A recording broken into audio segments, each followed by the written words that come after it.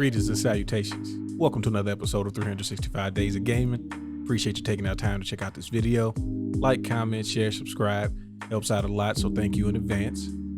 Now, today's episode, we're going back to what I consider the OG tactical game. So it's a Sega Genesis. It's been put on many other collections and compilations. You can get it on any platform at this point.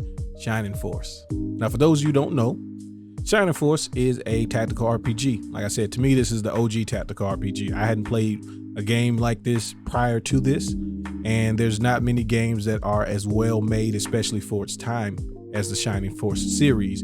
At least the first handful of them. You know, later on, it kind of got weird. They started doing some stuff as Sega does, but we're not here to talk about that. We're here to give respect to the originator, right? If you don't know, this game you play as Max. You can rename him whatever you'd like. And you are a young soldier. You're like almost essentially still in training. And then something happens, as things tend to do. And they say, you know what? You got to build your team. You got to go out here and you got to defend the land. And you're going against the Runefaust army. And it's like orcs, goblins, you know, all of the bad things you would find in a middle fantasy, Middle Earth type of game, right? Or high fantasy is what they call it, my bad.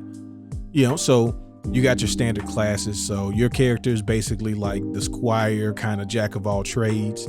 You have your healers, you got your mages, your archers. And then the cool thing is you have these different races on your team. So for example, one of the first people you get is Ken. He's a centaur. And like, they just out here. And it's dope. Then you have like Hans, who's an elf. He's the archer, you know, he's quick with it. And you know, you move around the squares and you initiate attacks. Now the thing about Shining Force that's crazy is the turn order is some of the most random. Now, from what I've gathered, it's like a combination of dice rolls and speed, right?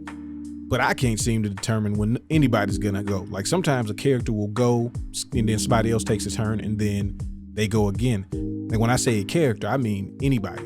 Your team, the other team, like just randomly somebody's gonna go. So it's a part luck, but there's also clearly strategy involved, right? Unit placements, who to put in the front, you know, positioning your less defensive units, your healers, your mages, your archers. But this game allows you to recruit so many different characters. Like one of the things I realized after trying to beat this game multiple times is every town you go to, you need to go see if somebody's available, because the game allows you to increase your party size basically as much as you get. So the more people you get, the more characters you got out there. And you gonna need them, because this game can be very unrelenting and unforgiving. Like even just playing this to get the footage, I died on the first battle. I moved the main character up a little too far and I got that work put on me. But that's it's part of the balance of this game, is that it can be difficult. Like you gotta deal with it. Cool thing is, if you gain experience during those battles and you lose, you get to keep all the experience you earn. So you can do a battle multiple times and get, a little stronger as you keep going. So there's some trial in there.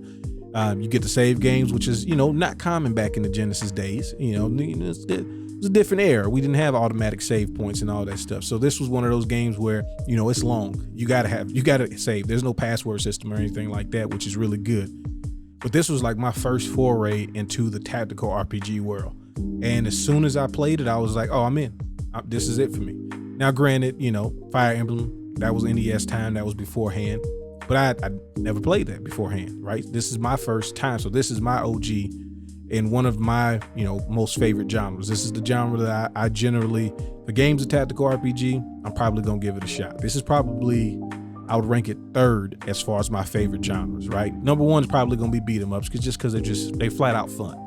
Then number two would probably be fighting games. And then right behind that, it's tactical RPGs. Now, traditional turn-based RPGs sometimes are better, but if we're talking about just overall my personal, enjoyment, I'm a sucker for tactical RPGs. Like I will give a lot of games even more than a fair shot just because of the battle system. So, it's not the most revolutionary story, right? Come on, this is the 90s, right? Late 80s, early 90s. It's good versus evil. It's humans, elves, centaurs, and other, human-like folks are going against the ugly creatures, the orcs, the goblins, the bats, the necromancers, the zombies, all those things, right? But as you keep playing, you start to see things. This is one of those games where you got to talk to a lot of the townspeople. Like some games, they're going to give you the story no matter what you do. And this game will still give you the story. But in order for you to kind of learn more about the people you have on your team, you're going to need to dig a little deeper. You're going to need to talk to a lot of the townspeople. There's some, there's some side stories, some character development that's there. It's not super in depth, right? But you can learn a lot more about the characters if you talk to a lot of the townspeople. So whenever you go to a town and you recruit someone, talk to the villagers and whatnot, they kind of give you a little more insight, give you some motivation as to why people doing what. And you also have like a hub you can go to in each town where you can talk to your characters and kind of get a little more from them as well. So there was some, not necessarily social links, but there's a way for you to kind of gather more about the characters if you so choose to do so. Now you can just go from battle to battle in this game if you would like, and it's pretty straightforward. But I like to kind of learn about the people that's on my team. So I tended to, want to talk to them. If you've heard of this game, if you played this game, let me know. If you beat it, because I never have, because it's long and this was back in the Genesis days.